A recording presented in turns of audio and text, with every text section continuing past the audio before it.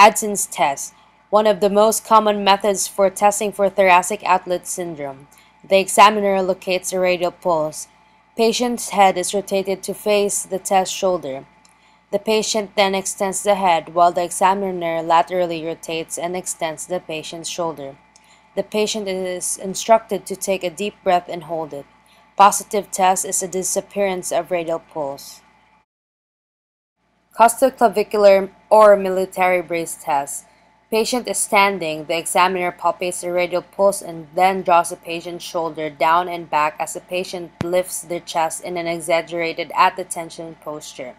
A positive test is indicated by an absence of decrease in vigor of the pulse and implies possible costoclavicular syndrome.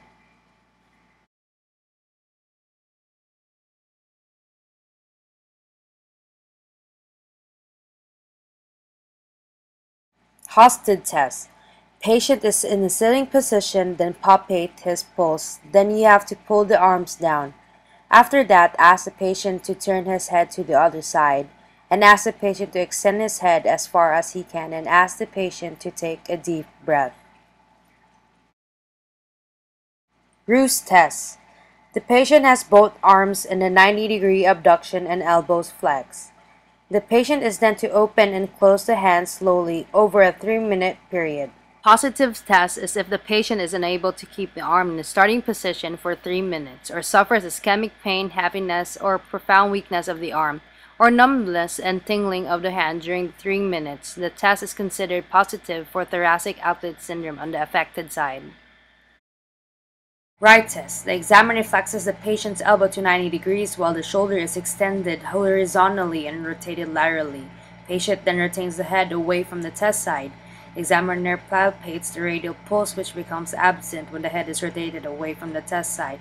Test is done in this fashion has also been called the Allen maneuver. The pulse disappearance indicates a positive test for thoracic outlet syndrome.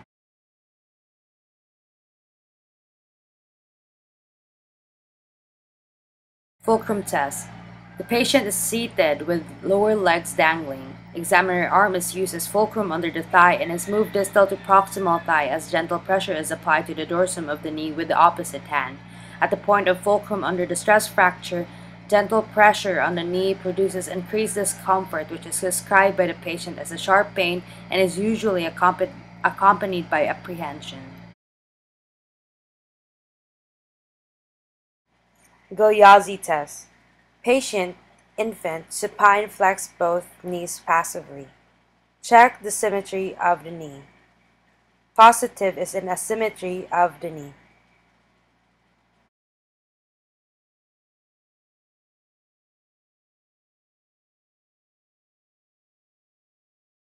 Beaver sign. Ask the patient to lay on his back and then watch for his umbilicus. Ask the patient to put his hands across his chest and then ask him to do a crunch. After that, ask the patient to bring his legs up and hold. Again, watch for his umbilicus and it must stay at the middle.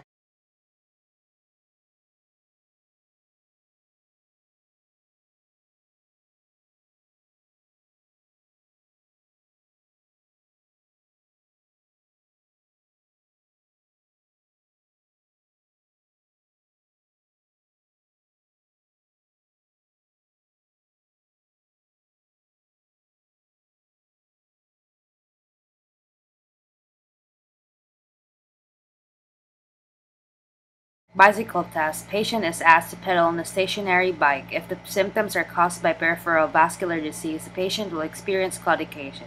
If the symptoms are caused by lumbar stenosis, symptoms will be relieved when the patient is leaning forward while bicycling.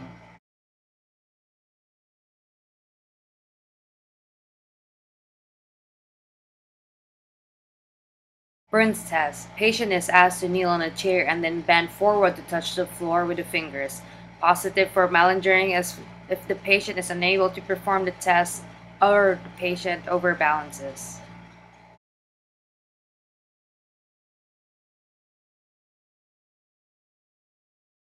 Hoover test.